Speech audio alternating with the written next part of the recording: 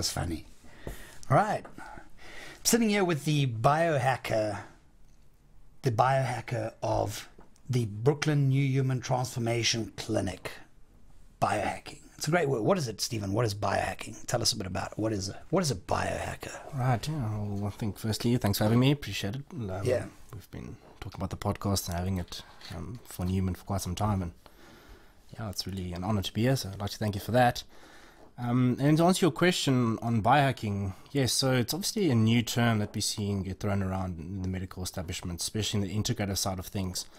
And essentially what it means is, well, exactly what the word says, we're hacking your biology. So in order to do that, we need to know what your biology is saying. And to do that, we need to offer various testing or do various testing and see, okay, what is the data on your body? And then based on that, we kind of manipulate it or hack it to kind of optimize yourself.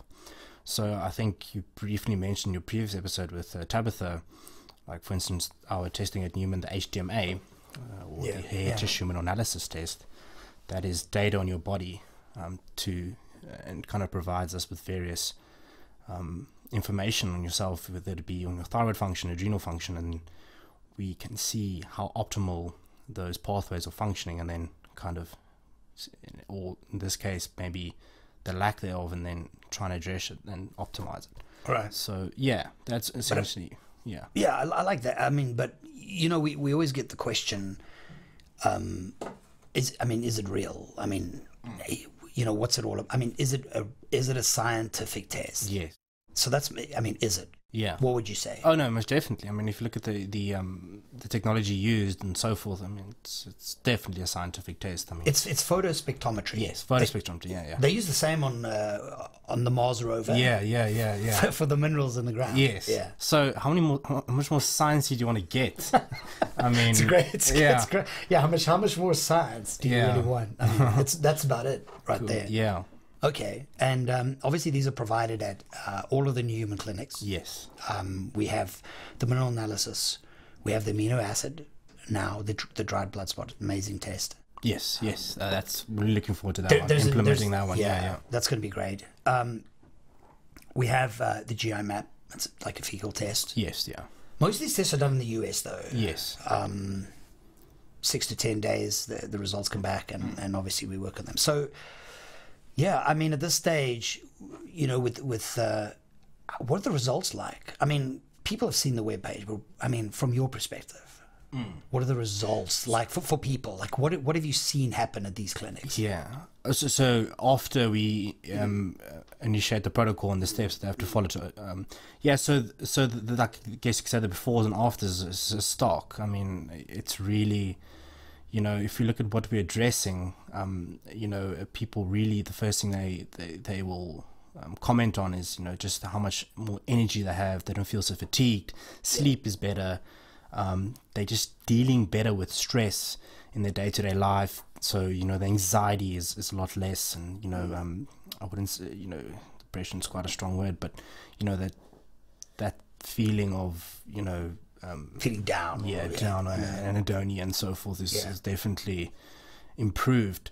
So definitely stark differences before and obviously afterwards. Yeah, I think we see a lot of times when we do these tests, people, a lot of human beings come in and they're complaining about their energy levels and they're tired and they're exhausted. And generally, a lot of times, you're not going to see what the root cause of that is in blood work. No. So when you look at from an intracellular perspective, and the intracellular uptake of nutrient plays a fundamental role in your energy levels, because that's your oxidation. I mean, really. I mean, how good is the oxidation process? Yeah. And if you look at this, I get a lot of questions about, I feel tired and people always go to hormones, but they rarely go to, is the glucose cycle working correctly? Yes. Is the protein synthesis process occurring? Are the adrenals functional? I mean, in blood work, we do, specifically for thyroid, we do DHA over cortisol. There's like a calculation that's for the adrenals, the adrenals, So for adrenal function.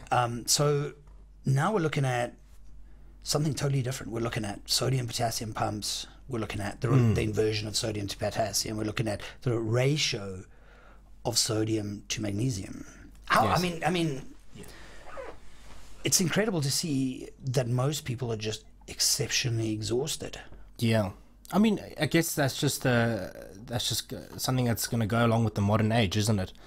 It's just it's a very unprecedented amount of stress and that everyone's under.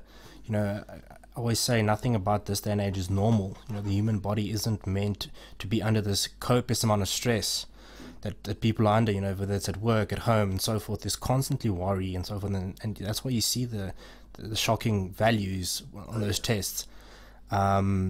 You know, in kids as well. Yes, I mean, in kids, yeah. it's insane. I mean, yeah. No, it's we see that severe anxiety ages 5 and 7, ADHD, ADD, all of these new age diseases. You know, new age. Yeah. So I mean, it's crazy. But just to back up a little, you know, when you're speaking about obviously the intracellular processes.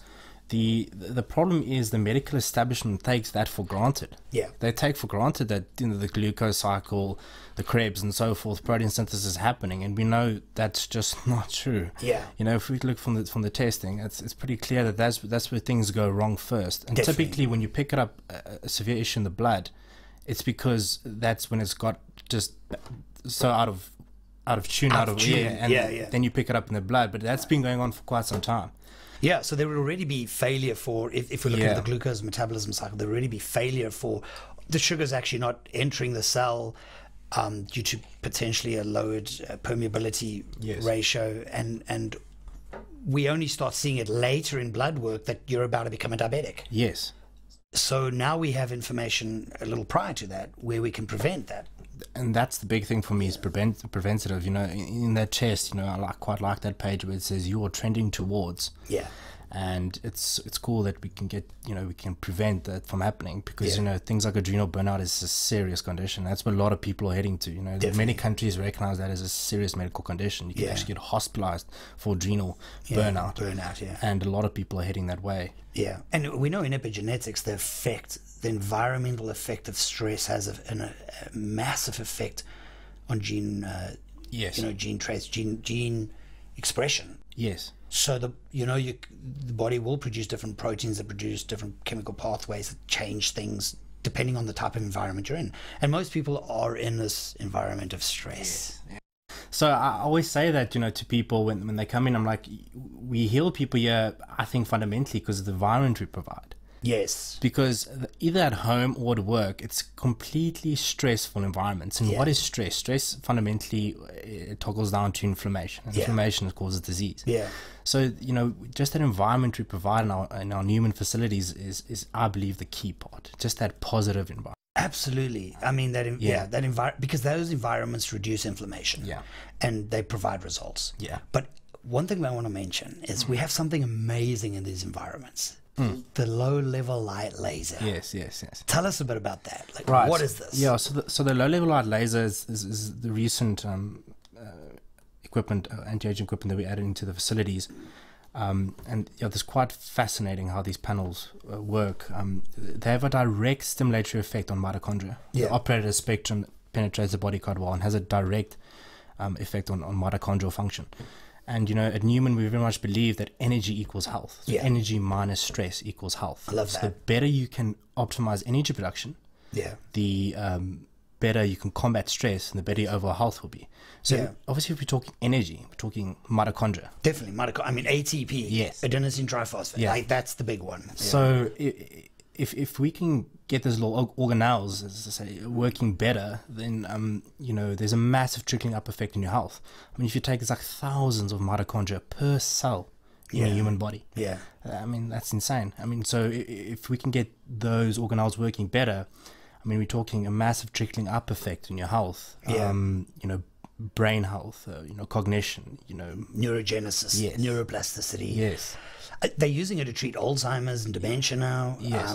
Because we get a lot of, like, people think it's just a light, a red light. Yeah. It's just not. I mean, it's a certain irradiation. Yes. We're looking at, what is 650, 850 nm, and powerful powerful effects on human health. I mean, specifically anti-aging as well. I You mean, don't have to take our word for them. You can just go directly pull up a PubMed page and type in red light therapy, and I mean, there's massive amounts of studies done on this. yeah. So I mean, Yeah, I mean, there are massive money. I mean, I think there's over 3,000 like medical and scientific studies on low-level light laser. yeah, and it's all listed on our website as well. Yeah.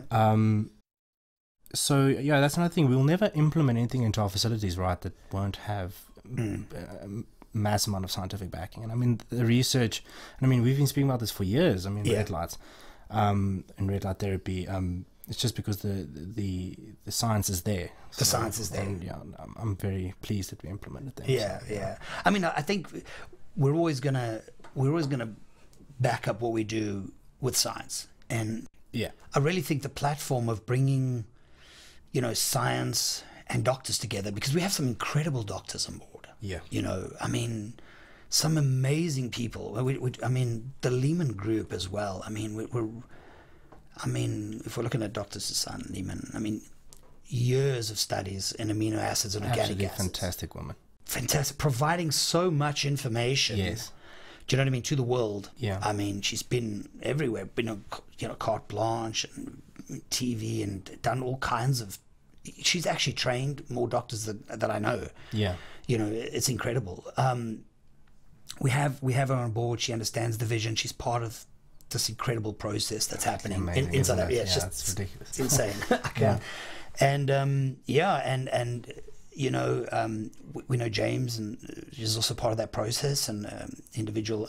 Tell us a bit about James. Yeah, I 'Cause love we're gonna have him Shout on the out show. James. Shout out James. Shout out to James. Yeah, he's a Yeah. So yeah, I'm very privileged to see these individuals on a daily basis, and they've really helped me, you know, optimize my life. So you know, James, over there at Lehman, you know, he's just a fantastic individual that really has a different outlook on life. I mean, you know, I mean, you speak to this guy for 30 minutes, and I mean, you know, he's cut from a different cloth. Yeah. So I mean, yeah, he's absolutely fantastic, and you know, his outlook on life, and you know, I think you mentioned previously, you know, in your previous episode about the meditation practices and so forth, and you know, using meditation as a tool to become more mindful. Yes.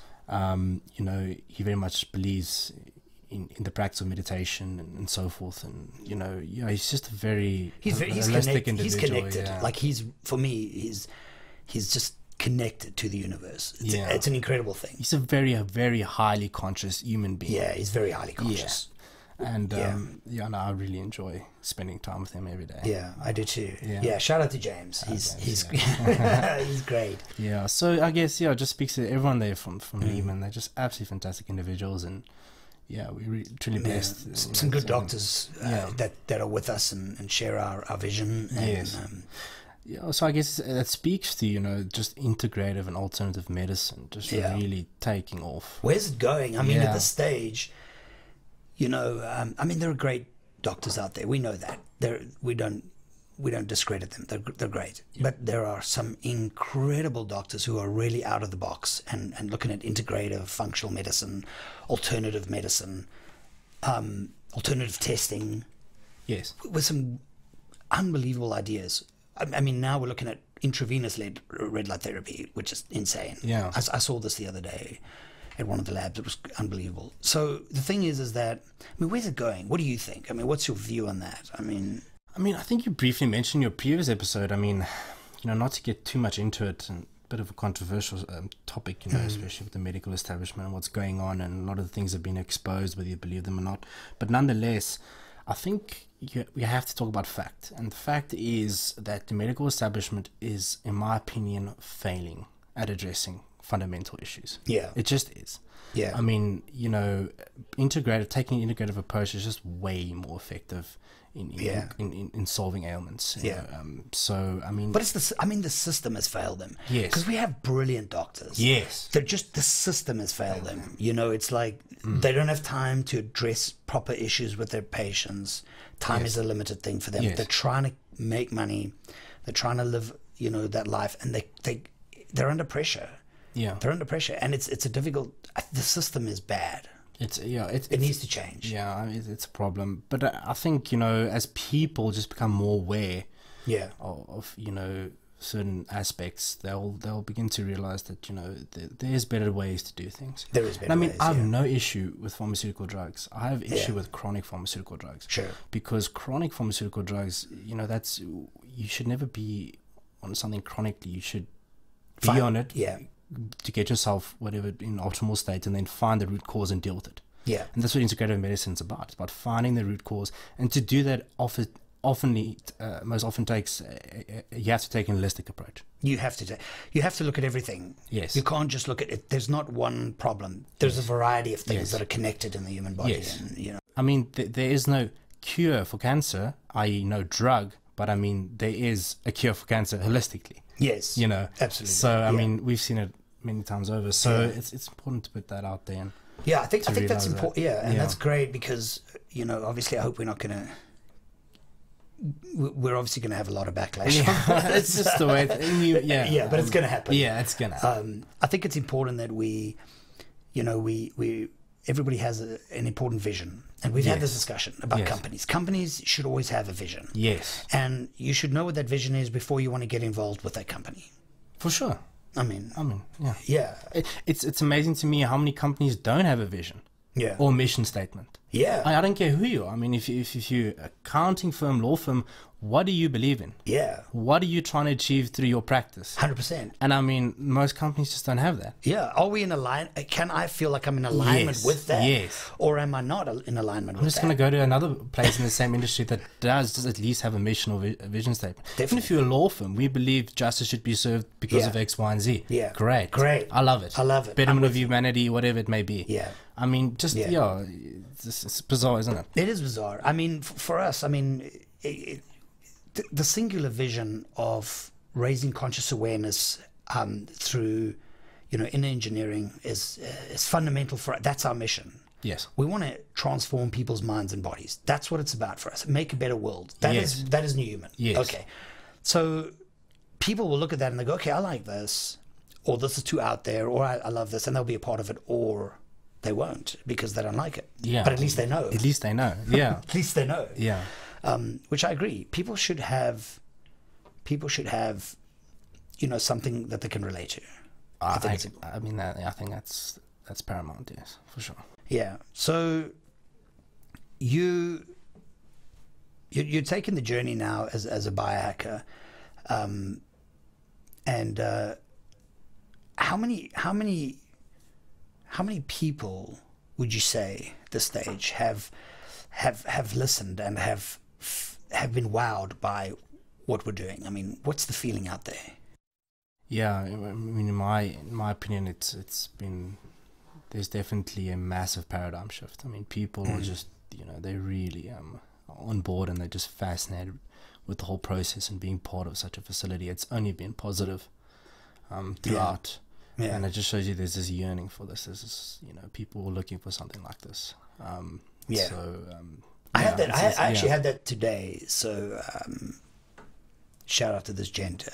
I think his name was Ronaldo. He came in there into the clinic, and I was just telling him a little bit about what we do, and he was just blown away.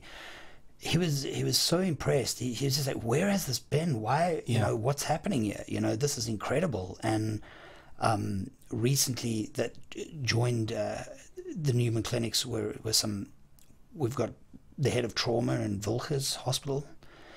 Wow. We've got some great doctors that have come in, and they just love what we're doing. They could really appreciate it. And that's so good that there are specialists out there that are open-minded to new things. Yeah. And that's why they'll be blessed, because we have to remain teachable.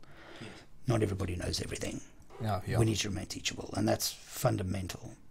So your journey at this stage, I mean, with NuHuman, where's it going? What's the view? What's the long term?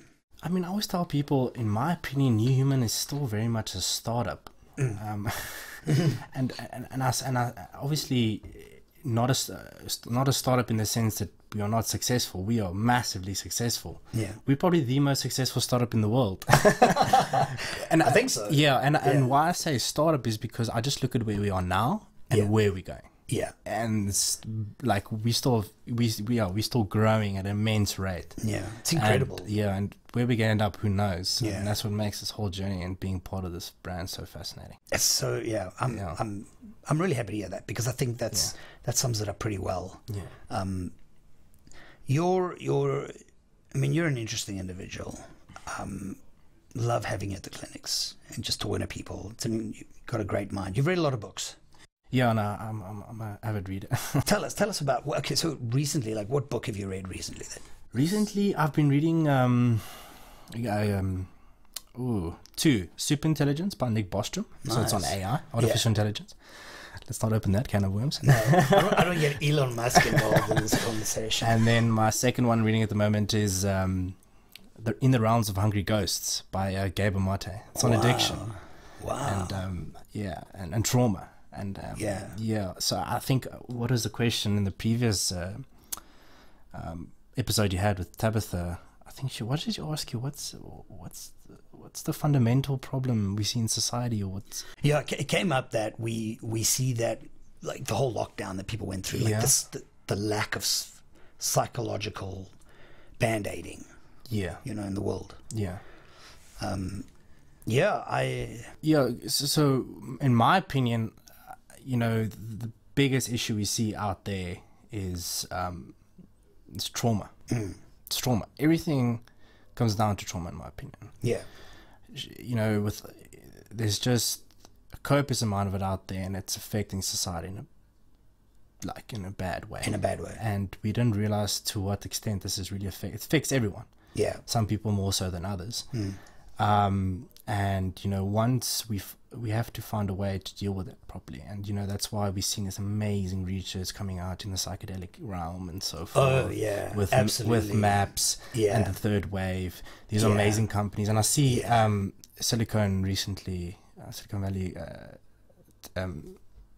the people operating Silicon Valley, all the company owners recently funded 30 million towards psilocybin, towards psychedelics. Psychedelic studies. As a form of medicine. So a lot of people, I love that. A lot of people are on board with this and taking on. I think if we could measure the incredible effects of psilocybin on mental growth, on neurogenesis. Yeah. On improving conscious awareness, the results would be outstanding. That'd be amazing. Yeah.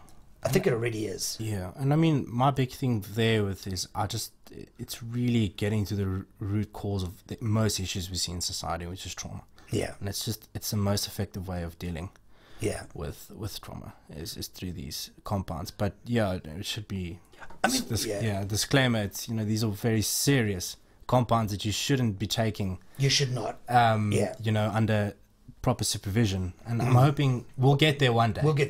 But what I'm trying to get at is, I like the fact that the studies are starting to roll out, the FDA approvals coming in, and there's more research heading that way. Well, I think there's lockdown has clearly displayed people need psychological band-aiding. There's a major problem. We're way behind when it comes to dealing with trauma. We're the amount of trauma that this has caused a lot of the population of the world is just astronomical. It's clearly shown us that to some degree, it's not a pharmaceutical problem. It's a psychological one. So there should be a lot more efforts gone or going into mental rehabilitation. Yeah, no, 100%. From a young age. And that's the thing with Gabor Mate mentions in his book, the trauma just starts from young age, just by how parents are parenting and the issues that's where it starts, and it just kind of, they're constantly exposed to it throughout life. And it's undoubtedly something we need to take a foothold on and start catering to, because I think it's hard, because you see that a lot of parents, they're dealing with schools phoning the parent going, listen, your child needs to be tested for ADHD and ADD. Yeah, there's a learning problem here. And the parents going, well, I can't work on my child because I've got to work 9 to 5 every day and Saturdays. Yeah. How am I going to resolve this problem? Well, I'll take him to the neurologist. And then all of a sudden, there are some tests done, there are some opinions, and it always ends up in retinal concern. Yeah, it always ends up there. Gosh, your ADHD, I mean, by the way, recommend Gabriel Marte's book on ADHD. He was an ADHD child growing up. Yeah, I mean, whoa. ADHD, that's another thing, and that really upsets me a lot, seeing these young... Do you know what we found recently was, which I thought was incredible? We've done over 50 mineral analysis of kids that have ADHD or have actually been diagnosed. Now, obviously, there's problems with the diagnosis. We know that. Yeah, for sure. Okay, because, I mean, anxiety mirrors ADHD quite well at the time. So it's a difficult thing to diagnose, but which is important for parents to realize because they should be doing auditory testing, a whole host of other testing as well. Yeah. But what's incredible is that every time we do a mineral analysis, we see in these kids high aluminium, copper toxicity, or like a manganese toxicity. Yeah. And it's just so repetitive. It's there all the time. Yeah, it's pretty much a pattern. It's like a pattern, and you wonder, is that not potentially the cause of the behavioral issues? It certainly plays a big role. Definitely. That's for sure. So yeah, I mean, we've had great success with our ADD and ADHD products and protocols that we use. Yeah. It's again, just the pharmaceutical establishment taking a bit of a wrong turn there. Yeah. Not in all the cases, but I've seen it more than enough times. Where I'm like, oh gosh. Yeah. It would be, and again, opinion.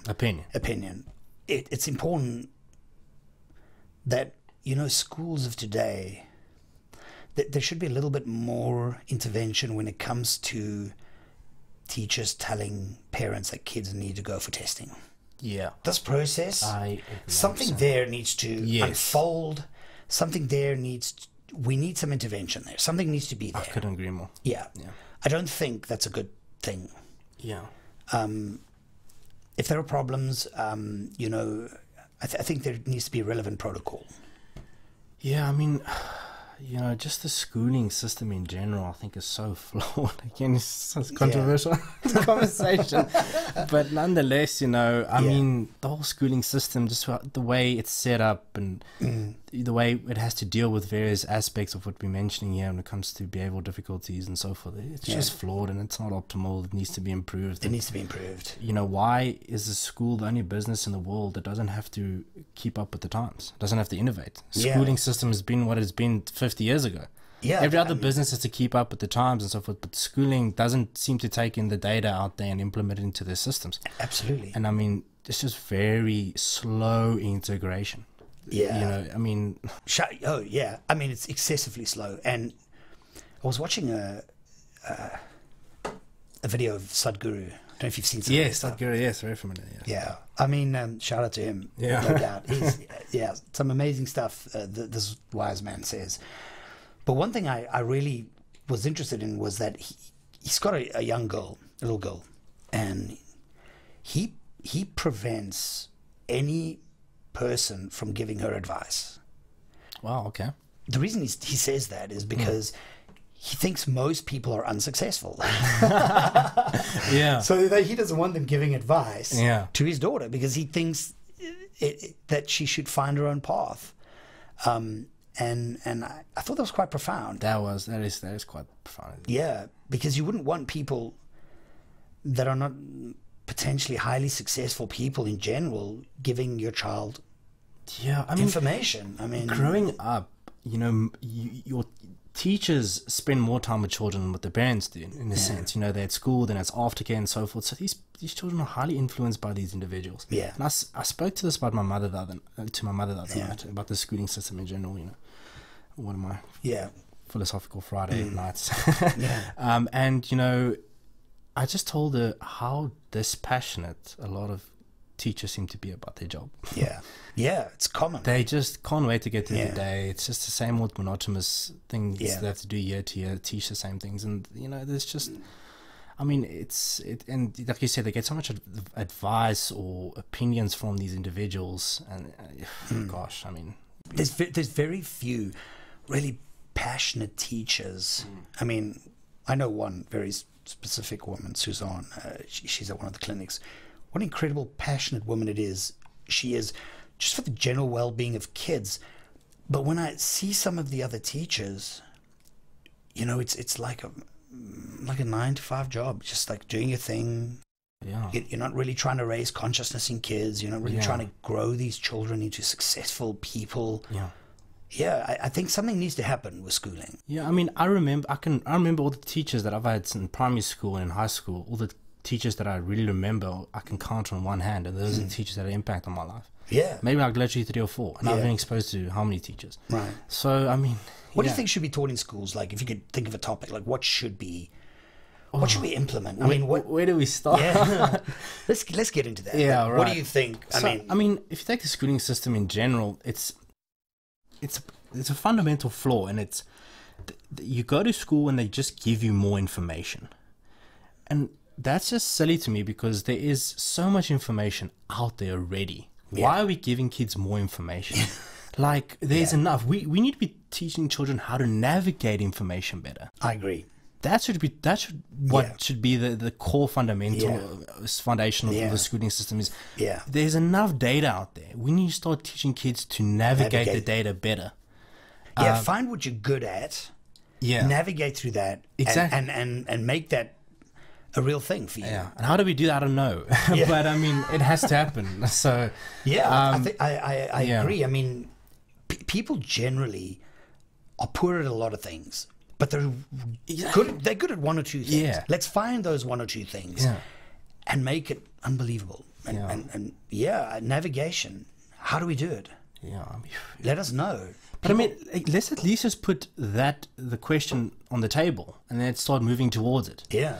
I mean, I see now recently schools are implementing the fact that I think, I could be wrong, but I saw an article on My Broadband, I think a few months ago, where it said, you know, coding and these type of things and IT will be mandatory in schools, which I think it should be. Yeah, I agree. mean, gosh, I mean, you know, you have to keep up the day and age. It's very technological. Yeah. You know, you have to know how to navigate your way on a computer. Yeah, I agree. I mean, and how to surf the internet and get adequate information. I mean, look at the COVID thing. How much of this was amplified by fake news and wrong news? People not knowing what's like. People send me articles. I'm like, you know, that's a fake news website. Oh, I didn't know. I'm like, yeah, they should know. Yeah. There should be teaching in that. Exactly. What is real? What isn't real? So again, reality. Yeah. Whoa. Next topic. What is it? Yeah. Okay, let's go there, because now we're just jumping into something that I think should also be taught at school. Nothing's real. Yeah. A little bit of quantum physics, yeah? A little bit, yeah. All right. Let's move there. Because it's big in the world, people always reference quantum physics, quantum consciousness. What is the quantum hole? Like, there are all these terms and testing that we're like the double split experiment. Yeah. Do particles have consciousness? Is everything around us real? Yeah. Are there multiple universes? I mean, these are pretty serious questions, which I think personally young kids should be asking. Yes. That's why I said before, better questions lead to a better life. Yes. Like, you should be asking 100%. Yeah, what is this? What is this thing called life? Yeah. What is it to me? Well, yeah, I mean, the fact that only people that have like massive conscious awakening start to answer these questions, everyone else just moves around in the zombie-like state, is a problem. Definitely. But I think, again, it comes to the schooling system. We're not teaching kids to be curious. Yeah, and ask questions. And so. I agree. I think children need to ponder their origin. They need to start questioning, what is reality? What is this all about? What is the universe? Because we're all about what's happening on the planet, but there's so much more out there. There's so much more we live in a very small spectrum. Yeah. Very small. I mean, from when it comes to what we see, what we hear, what we taste, it's a minute spectrum in the greater scheme of the universe. Yeah. So why aren't we asking those questions? Why aren't we innovating minds to go there and say, hey, what's this all about? I mean, I think that should be a fundamental part, of just life, is asking these questions. Yeah, because I mean, when I started asking those questions, I really saw massive change in the way I viewed the world and everything. And and that led to, you know, a lot of awakening. If you could say that, yeah. So, yeah, I mean, I guess, you know, again, that can only be implemented via the schooling system. Definitely. You know, yeah. And there are various other ways, but we can. Yeah, I mean, I wrote a book. Right. You know about the book. Yeah. Are You Awake? Textbook 1, grade 1. Yeah. Do you know what I mean? Like, yeah. What is it all about? Self-awakening, self-optimization, understanding the universe. Yeah. Yeah, like you should be able to, again, like you mentioned with Sadhguru and his daughter, I believe, you should be able to come to your own conclusions about life, and you shouldn't be. I mean, often our beliefs are not our own, right? Yes, they kind of get indoctrinated into us. Feel whatever. Are we going Sam Harris? Are we going? Shout out to Sam Harris. Brilliant mind. Yeah. I can't wait to read his new book. Yeah, me too. Making sense. You sorry, I lost track of thought there. So you're referring to we get indoctrinated. Yes. Yeah. So often our beliefs are not our own. Yeah. And, you know, we kind of get taught what to believe and how to see things, and whether that be in religious doctrination, whatever it may be, and whatever. But, you know, it's a problem. Yeah. Because, not everyone just, again, operates in this narrow field. I believe you should be able to govern the world and the universe, whatever it is, the way you see fit, based on, you know, it should be constantly open-minded and constantly asking questions and raising consciousness. And have a conversation with, even if it's one where we don't agree, but it doesn't become an argument. It doesn't. That is so fundamental. We should be able to disagree, but live happily together. Yes, literally, you know, like Sam Harris said, philosopher Sam Harris, you know, literally civilization rests on a series of successful conversations. Yeah. And the fact that we can't have conversations, I can't raise my point of view without the other side completely going berserk. It's a problem. It is a problem, because we see that and a lot. We're seeing that now. Like more than ever before. It's something is said and not even meant in a specific way, and it's taken up wrong, and then suddenly all hell anarchy. Yeah. Like people just go off. Yes, it's a problem. It's a problem. Yeah, I can. And once again, back to, are you awake? Yeah. You know, I mean, and I think that's also NuHuman. We really want to get away from, like, we want to awaken people. Yes. People need to ask questions. They need to stop being indoctrinated. Yeah. And have their own minds and open up their minds to what's out there. Yeah. But not enough. I mean, once again, to focus on how the universe plays a role in your environment, what you perceive as your universe is important. And I fail to see. I mean, there's so few scientists that are pondering about these things. Why? I don't know. The thing is, when I started to ponder about these things, and I guess this is why I think we're making a point of this, is I started to ponder things, and then it resulted in the enhancing of my life. Yeah. I came to realize that, you know, things like free will and the self are all illusions. Yeah. And whatever your opinion may be, to me it's pretty clear. But, you know, and the fact that free will is an illusion it can be a little psychologically disturbing. I understand that. But, you know, nonetheless, when you govern that and you go with that and you realize that, your life is just all that enhanced. Yeah. Like when someone argues with me or fights with me or is rude or whatever, I try to seek to understand their suffering. I actually feel sorry for them. Yeah. I might get angry. Yeah. But I don't let that thought completely plague my mind. Yeah. You know, I don't let that person hijack my day. I get angry and I let it go. Yes. And then immediately I start to, you know, think, you know, wow, what has that person been through that he's ended up this way? Right. So forth. Like your empathy just grows. Yes. But I mean, that's a big thing you've said there. Like your empathy grows. Yes. Yes. Not enough do we see it from other people's perspective. Right. You know what I mean? People judge people without realizing that there is some problem that they may be dealing with which has caused them Yes. to think in a certain way. Yeah. Do you know what I See, mean? This is fundamental. Yeah. So we should never be judgmental to people because they're all going through something that you may not know about. Yes. So we always In fact, should, they are. yeah, in fact they are. I mean, yeah, the tragedy of life. Yeah. So we should Yes. all be basically, more compassionate in that sense. I guess that's what it comes down to, isn't it? Yeah.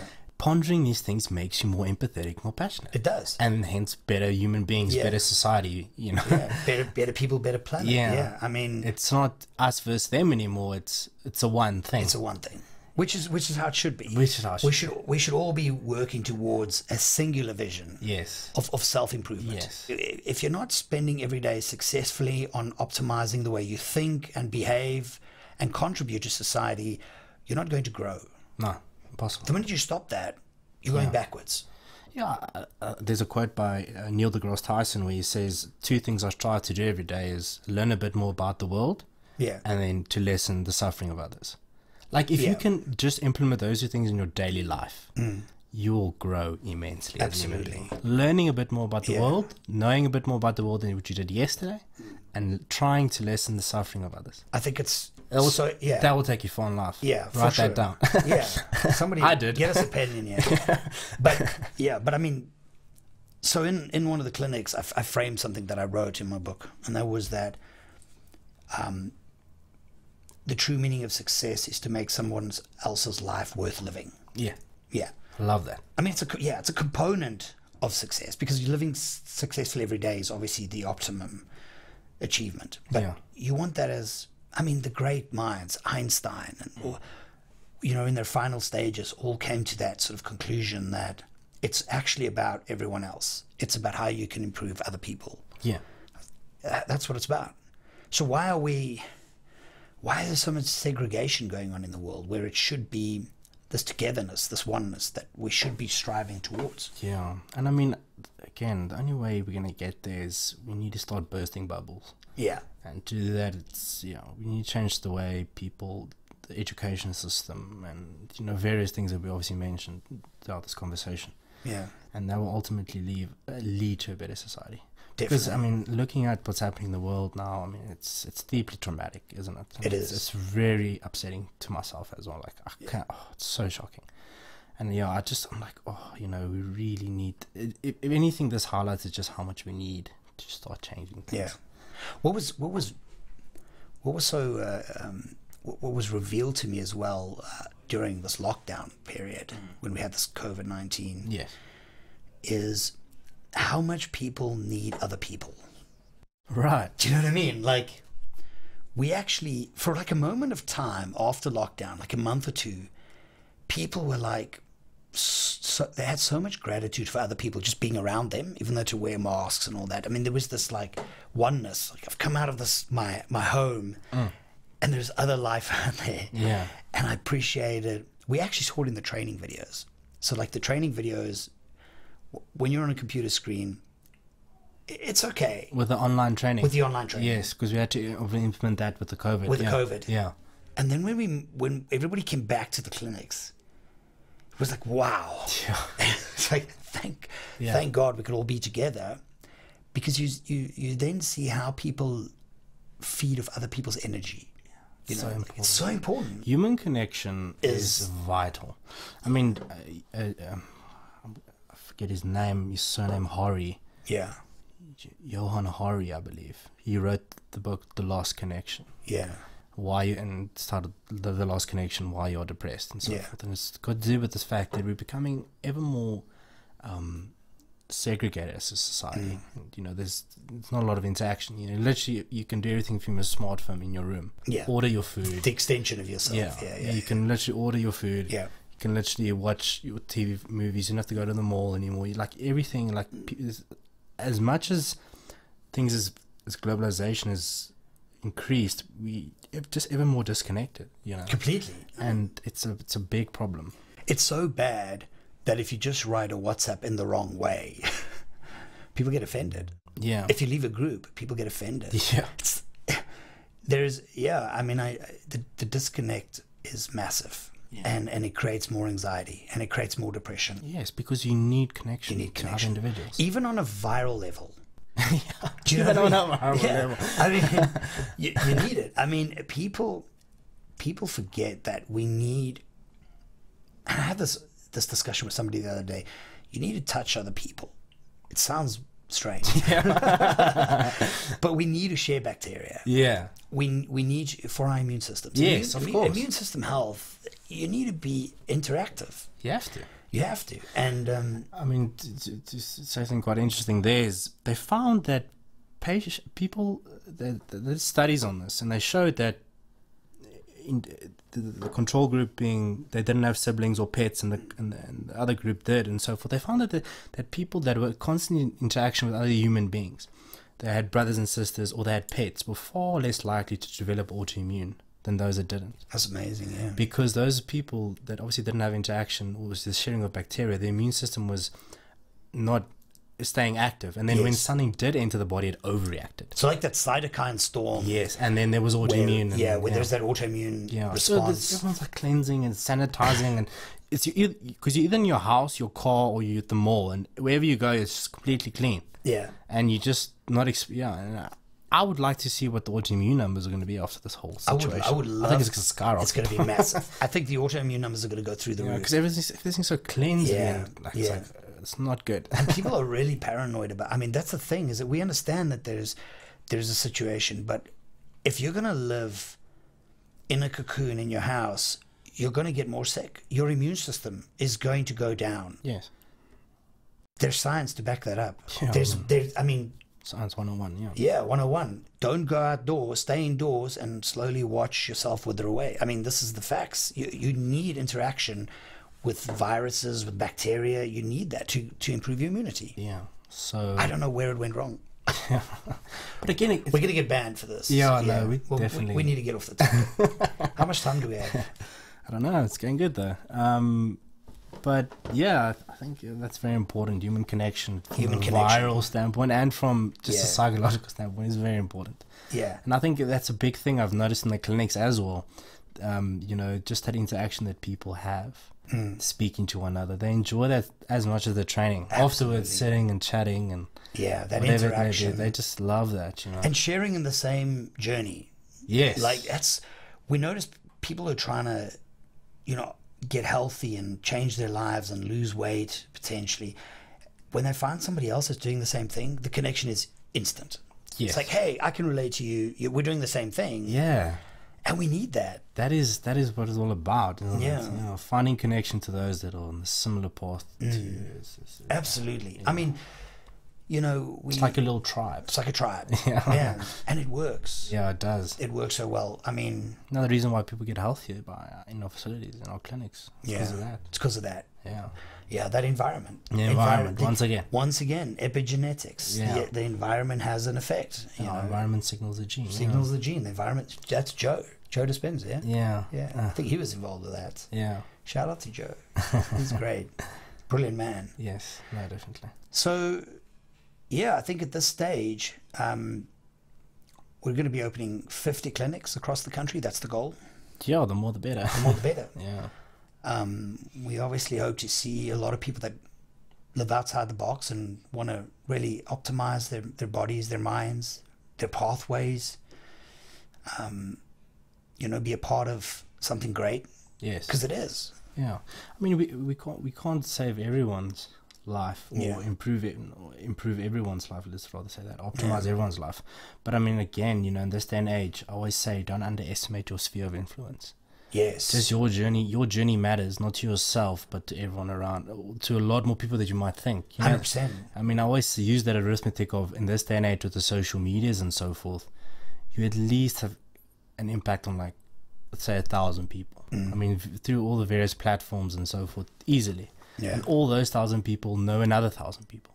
Yeah. So you're literally 2 people away of influencing 1 million people. Yeah. Even if it's just in some small way.